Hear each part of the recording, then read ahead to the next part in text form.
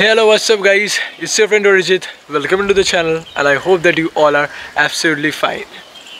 তো বন্ধু, আজ এই ভিডিওর মধ্যে দিয়ে আমি তোমাদের দেখাতে চলেছি হুগলি জেলার সবার থেকে ভালো ভালো কিছু ট্যুরিস্ট স্পট। দেখো, আমি তো এই ট্যুরিস্ট স্পটগুলোকে একদিনে কভার করিনি, বাট আমি ভিডিওটাকে এমনভাবে করেছি যাতে তোমরা বুঝতে পারো এই সমস্ত ট্যুরিস্ট স্পট তোমরা একদিনে কিভাবে কভার করতে পারবে, কোথায় লাঞ্চ করবে, যাতায়াতে কেমন কি খরচ লাগবে, সব কিছু তোমরা বুঝতে পেরে যাবে এই ভিডিওর মধ্যে। চলো ভিডিওটা দেখো, আশা করছি ভালো লাগবে। বন্ধু, আজ তোমাদের আমি হুগলির যেই জায়গাগুলো ঘুরে দেখাতে চলেছি সেই সমস্ত জায়গায় আসতে গেলে তোমাদের প্রথমেই নিজের কাছের রেলওয়ে স্টেশন থেকে ব্যান্ডেল যাওয়ার ট্রেন ধরতে হবে। তোমরা হাওড়া, বর্ধমান বা শিয়ালদা যেখানেই থাকো না কেন সেখান থেকে তোমরা খুব সহজেই ব্যান্ডেল আসার ডিরেক্ট ট্রেন পেয়ে যাবে। সেই ট্রেনে ধরে প্রথমেই তোমাদের চলে আসতে হবে ব্যান্ডেল স্টেশন। ব্যান্ডেল স্টেশনের বাইরেই তোমরা কিন্তু টোটো অটোর অজস্র লাইন দেখতে পারবে। সেইখান থেকে তোমরা নিজের পছন্দ মতন টোটো বা অটো বুক করে নিতে পারো, বাট আমি তোমাদের বলবো টোটো রিজার্ভ করে নেওয়াটাই বেটার হবে যদি তোমরা সমস্ত স্পটগুলো ঘুরে দেখতে চাও। সমস্ত স্পটগুলো ঘুরে দেখার জন্য মোটামুটি 500 থেকে 700 টাকার মধ্যে তোমরা কিন্তু টোটো পেয়ে যাবে। অবশ্যই তোমাদের দরদামের ওপর নির্ভর করছে সেটা। আর আজ আমরা প্রথমে যে জায়গাটা ঘুরে দেখব সেটা হচ্ছে ব্যান্ডেল রাজহাটে অবস্থিত লাহিড়ী বাবার আশ্রম। ব্যান্ডেল শহরের রাজহাট এলাকায় অবস্থিত এই লাহিড়ী বাবার আশ্রমের আসল নাম কিন্তু আধারালয়। 2003 সালে এই আশ্রমটির নির্মাণ কাজ শেষ হয়। যোগরাজ শ্যামাচরণ লাহিড়ীর নাম অনুসারে এই আধারালয় আশ্রমটি কিন্তু লাহিড়ী বাবার আশ্রম নামে বিপুল জনপ্রিয়তা লাভ করেছে। এই মন্দিরের ভেতরে কিন্তু সুন্দর একটা দুর্গা ঠাকুরের মন্দিরও আছে। চলো তোমাদের সামনে থেকে গিয়ে দেখাই। অপূর্ব সুন্দর মূর্তি।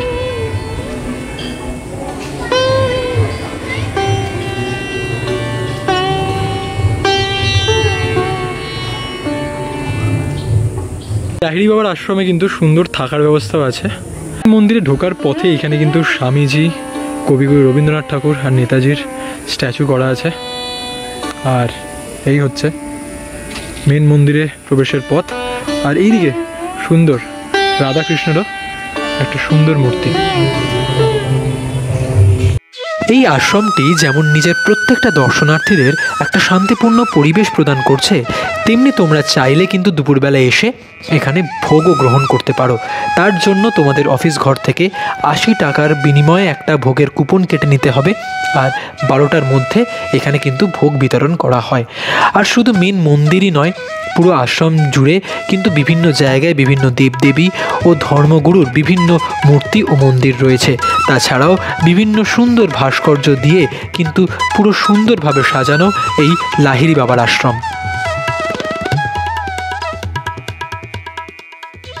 মূল মন্দিরের সৌন্দর্য আলাদাভাবে মুগ্ধ করবে।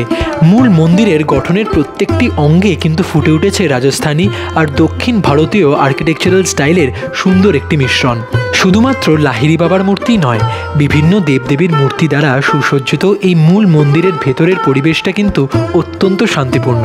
শ্যামাচরণ লাহিড়ী মহাশয় যোগ ব্যায়ামের ক্ষেত্রে একজন অত্যন্ত বিশিষ্ট ব্যক্তি ছিলেন এবং যোগ ব্যায়ামের সম্বন্ধে বিপুল জ্ঞান অর্জন করায় তাকে যোগীরাজ নাম দেওয়া হয়েছিল। এবং সেই জন্যেই আমাদের মূল মন্দিরের ভেতরের দেওয়ালে কিন্তু বিভিন্ন যোগ ব্যায়ামের মুদ্রার দেখা মেলে। এখন আমরা মূল মন্দিরের একদম সামনে আছি। আর এই লাহিড়ী বাবার আশ্রমের প্রবেশের সময় হচ্ছে সকাল 10টা থেকে বেলা 12টা, আর বিকেল 4টে থেকে সন্ধ্যে 6:30 অবধি আশ্রম প্রাঙ্গণ কিন্তু খোলা থাকে। আর এইখানে প্রবেশ করবার একটাই নিয়ম, আমাদের সকলকে খালি পায়ে প্রবেশ করতে হবে। যদিও জুতো রাখার সুব্যবস্থা কিন্তু আশ্রম প্রাঙ্গণেই তোমরা পেয়ে যাবে। আর মেয়েদের জন্য বলছি, মূল মন্দিরে প্রবেশ করবার সময় তোমাদের কিন্তু মাথাটা ওড়না দিয়ে ঢেকে নিতে হবে। সেই ওড়নার ব্যবস্থাও কিন্তু আশ্রম প্রাঙ্গণেই তোমরা পেয়ে যাবে। আর এই আশ্রমে প্রবেশ করবার জন্য কোনো রকম এন্ট্রি ফি লাগে না। কিন্তু এরকম সুন্দর চা, কফি, আইসক্রিম, চিপস এইটুকুনের দোকান আছে।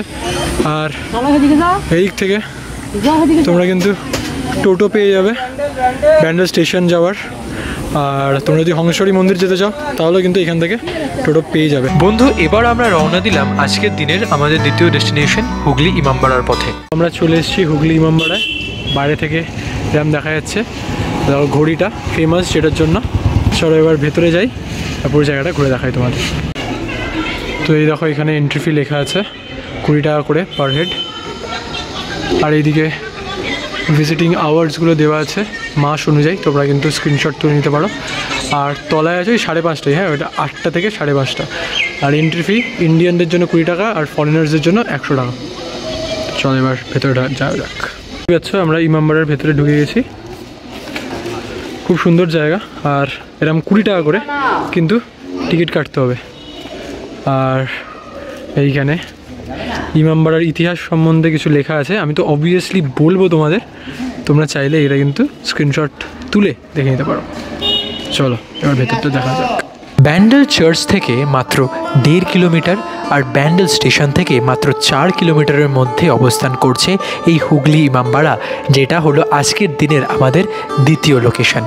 এই হুগলি ইমামবাড়াটি হলো শিয়া মুসলিমদের ইমামবাড়া ও মসজিদ, যেটি প্রতিষ্ঠিত হয় 1861 সালে এবং এর প্রতিষ্ঠাতা হলো মোহাম্মদ মোহসিন। নিপুণ ইসলামিক আর্কিটেকচার দ্বারা সুসজ্জিত এই হুগলি ইমামবাড়ার নির্মাণের কাজ শেষ হতে মোট 20 বছর সময় লেগেছিল। আর এই হুগলি ইমামবাড়ার মূল আকর্ষণের কেন্দ্রবিন্দু হলো এই হুগলি ইমামবাড়ার একদম ওপরে অবস্থিত ক্লক টাওয়ার, যেটি অবস্থান করছে 150 ফিট উচ্চতায়। আর বলা হয় এই ক্লক টাওয়ারটি কিনেছিলেন শায়েদ কেরামত আলী তখনকার দিনের 11,721 টাকা দিয়ে লন্ডনের বিগ বেন থেকে।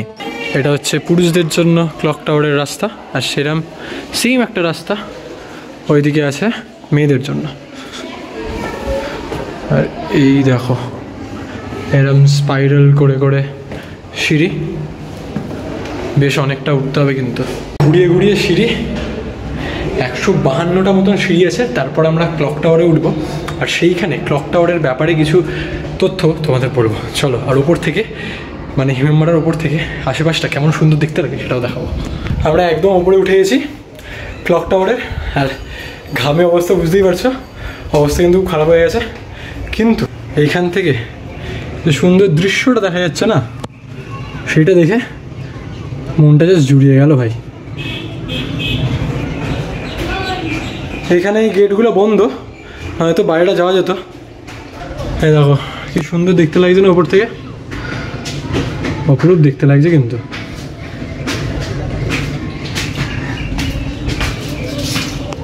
এবার আমরা প্রবেশ করেছি ইমামবাড়ার মূল প্রার্থনা কেন্দ্রে। খুব সুন্দরভাবে নিপুণ ইসলামিক আর্কিটেকচার দ্বারা এই প্রার্থনা গৃহটাকে সাজানো হয়েছে। বিভিন্ন রঙের কাঁচের ব্যবহার যেমন দেখা মেলে এই প্রার্থনা গৃহে, তেমনি প্রার্থনা কেন্দ্রের মূল দেওয়ালে কিন্তু প্রফেট মোহাম্মদ ও কুরআনের বিভিন্ন বাণী কিন্তু খোদাই করে লেখা আছে। একটা খুবই সুন্দর ও শান্তিময় পরিবেশ বিরাজমান এই মূল প্রার্থনা কেন্দ্রে। ইমামবাড়ার যেখানে প্রার্থনা করা হয় তার পাশ থেকেই কিন্তু এখানে সানক্লক অর্থাৎ সূর্যঘড়ি দেখার জায়গাটা রয়েছে। এই যে পাশের রাস্তাটা সোজা গেলেই কিন্তু এখানে গঙ্গার ঘাট, আর সেখানেই সূর্যঘড়ি রয়েছে। ইমামবাড়ার পেছন দিকেই রয়েছে এখানে সূর্যঘড়ি, দেখতে পাচ্ছ সূর্যের আলো যেমনভাবে পড়বে, আর সেই শ্যাডোতে এইখানে কিন্তু সময়টা বোঝা যাবে। আর সামনের এই দৃশ্যটাও কিন্তু খুবই সুন্দর, এখানে এসে ইজিলি বেশ কিছুটা সময় কিন্তু কাটানো যাবে। হুগলি ইমামবাড়া থেকে মাত্র 5 মিনিটের দূরত্বেই রয়েছে আজকের দিনের আমাদের তৃতীয় ডেস্টিনেশন ব্যান্ডেল চার্চ। আর তোমরা যদি প্রত্যেকটা জায়গা নিজস্ব যানবাহনে আসতে চাও তো প্রত্যেকটা জায়গার গুগল ম্যাপের লিঙ্ক পাবে ডেসক্রিপশনে। আমাদের সবার প্রিয় ব্যান্ডেল চার্চের পুরো নাম হলো the basilica of the Holi রোজারি। এই চার্চটি অবস্থান করছে পশ্চিমবঙ্গের হুগলি জেলার ব্যান্ডেল শহরে। ব্যান্ডেল রেলওয়ে স্টেশন থেকে ঠিক 2 কিলোমিটার দূরত্বে অবস্থান করছে এই the basilica of the Holi রোজারি বা আমাদের সবার প্রিয় ব্যান্ডেল চার্চ।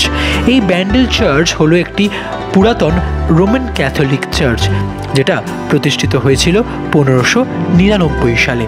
কিন্তু বলা হয় 1660 সালে গোমেজ দে সোতো এই চার্চটিকে আবার নতুনভাবে নির্মাণ করেন। হুগলি জেলার এই ব্যান্ডেল শহরে কিন্তু স্বাধীনতার পূর্বে রাজ করত পর্তুগিজেরা, আর এই ব্যান্ডেল চার্চও কিন্তু পর্তুগিজ রাজত্বের একটা প্রতীক হিসেবে বিরাজমান এই ব্যান্ডেল শহরে। আর তার জন্যেই ব্যান্ডেল চার্চে কিন্তু দেখা মেলে পর্তুগিজ স্টাইল অফ আর্কিটেকচারের। 1888 সালের 25শে নভেম্বর পোপ জন পল II এই ব্যান্ডেল চার্চটিকে একটি মাইনর ব্যাসিলিকা হিসেবে ঘোষিত করেন। চার্চের ছাদ থেকে কিন্তু আশেপাশের এলাকার সৌন্দর্য খুব ভালোভাবে উপভোগ করা যায়। শুধু আশেপাশের এলাকার সৌন্দর্যই নয়, চার্চের ছাদের ওপরের যে সুন্দর ভাস্কর্য এবং তার মধ্যে ফুটিয়ে তোলা চার্চ জুড়ে বিভিন্ন গল্প কিন্তু ভারী আকর্ষণীয়।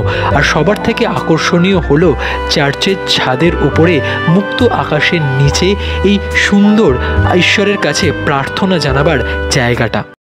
হুগলি জেলার ব্যান্ডেল থেকে আমরা এখন রওনা দিলাম হুগলি জেলার বাঁশবেড়িয়ার দিকে। আর বাঁশবেড়িয়াতে রয়েছে আজকের দিনের আমাদের চতুর্থ গন্তব্যস্থল হংসেশ্বরী মন্দির।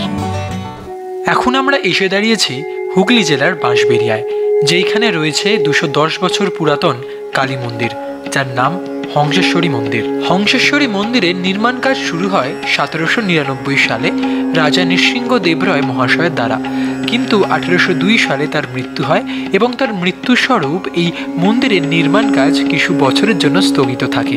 কিন্তু তার দ্বিতীয় পত্নী রানী শঙ্করী এই মন্দিরের নির্মাণ কাজের ভার নিজের কাঁধে তুলে নেন এবং 1814 সালে এই মন্দিরের নির্মাণ কাজ সম্পূর্ণরূপে সমাপ্ত হয়। এই মন্দিরের গঠনের মধ্যে রত্ন আর্কিটেকচারের ব্যবহার দেখতে পাওয়া যায়। রত্ন মানে মিনার, আর এই 230 ফিট উচ্চতার হংসেশ্বরী মন্দিরে মোট 13টি মিনার রয়েছে। আর দূর থেকে এই হংসেশ্বরী মন্দিরকে দেখলে একটা সদ্য ফুটে ওঠা পদ্ম ফুলের মতন দেখতে লাগে, যাকে বলে প্রস্ফুটিত পদ্মের মতন দেখতে লাগে এই হংসেশ্বরী মন্দিরকে। এই মন্দিরের মধ্যে পূজিতা হন দেবী হংসেশ্বরী, যিনি কালী ঠাকুরেরই আর একটি রূপ, কিন্তু প্রচলিত সনাতনী রূপের থেকে কিন্তু এই মায়ের রূপ সম্পূর্ণরূপে আলাদা। হংসেশ্বরী মন্দিরের পাশে রয়েছে অনন্ত বাসুদেবের মন্দির। টেরাকোটা দ্বারা নির্মিত এই অনন্ত বাসুদেবের মন্দির দেখলেই তোমাদের এক কথায় বিষ্ণুপুরের মন্দিরের কথা মনে পড়ে যাবে। একবারে যাকে বলে বিষ্ণুপুরী আর্কিটেকচারাল স্টাইল দ্বারা নির্মিত এই অনন্ত বাসুদেবের মন্দির সত্যিই খুব সুন্দর দেখতে। আর এভাবেই হয়তো বিষ্ণুপুর আর হুগলি জেলার স্থাপত্য মিলেমিশে একাকার হয়ে গিয়েছিল।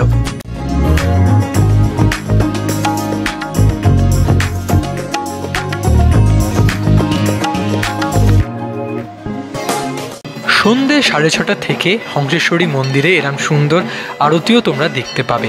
আর তোমরা যদি মায়ের প্রসাদ গ্রহণ করতে চাও বা দুপুরের ভোগ খেতে চাও, তাহলে কিন্তু তোমাদের 10টার মধ্যে এসে মন্দির কর্তৃপক্ষের সঙ্গে যোগাযোগ করতে হবে। এখানে এলে একদম মন্দিরের পাশে এখানে জুতো, বাথরুম আর বাইক রাখার ব্যবস্থা আছে, খুবই সুন্দর ব্যবস্থা।